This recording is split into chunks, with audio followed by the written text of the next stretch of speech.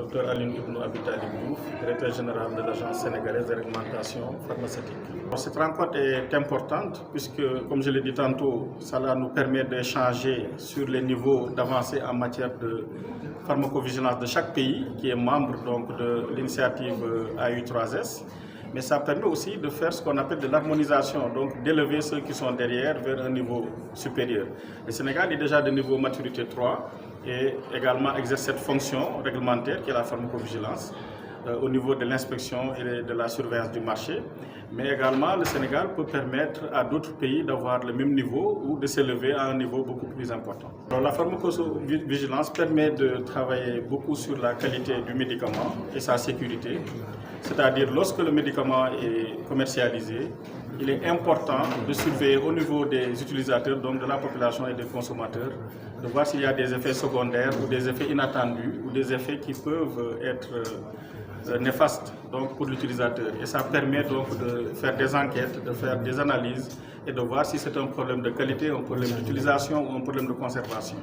Donc c'est très important puisqu'on oublie souvent les patients derrière, alors qu'ils font partie intégrale donc, du circuit de traitement. D'ailleurs, boo xam ne dafa dajale ay réew yoo xam ne ñoom ñoo bokk ci benn kuréel bu ñuy wax AU3S xam ne Agence africaine de développement moo ko taxawal juróomi at ci gannaaw 2020. nekk na nag mbir yoo xam ne dañu si war a waxtaane yu am solo lu ko mel ni garab ni ñu koy jëfandikoo ak li xam ne moom lay def ci yaram liñ ciy séntu muy wér ak li xam ne it gënaluñu ci garab yi mooy mu andi li ñuy wax effet secondaire wala ay problème de qualité mu nekk loo xam ne dañ ko war a saytu di ko càmbar fii ci population bi ba di ko signaler nag di ko yéegal bu ko defee réew yëpp buñ ci jàppee rek fii ci Afrique ñu mën cee am ay jeexite ak ay pexe yoo xam ne dana tax sécurité garab yi yokku ak vaccin yi. nekk na également loo xam ne Sénégal bokk na ci ak fukki réew ak ñaar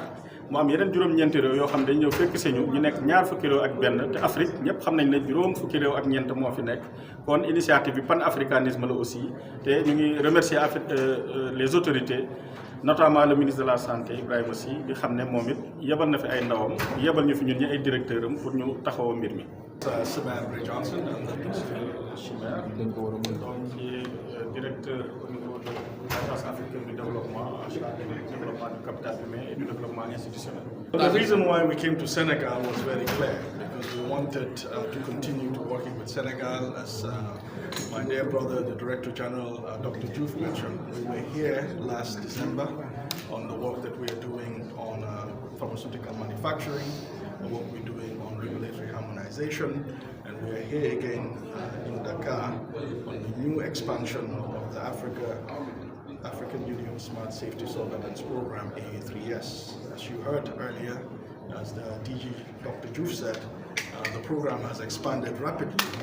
from 5 countries 5 years ago to 12 countries 2 years ago, and today we have 21 countries. We are targeting all 55 African countries within the next 3 years, within 36 months. So this meeting is very important because we have scaled up. It's very important work that we're doing on pharmacovigilance and also monitoring of medicines, especially falsified and substandard medicines. And Senegal is a very important player in all of this work. That's why we're here in Dakar today. Rencontre destinée à la surveillance, à la pharmacovigilance, donc à la sécurité d'utilisation des médicaments donc, en Afrique.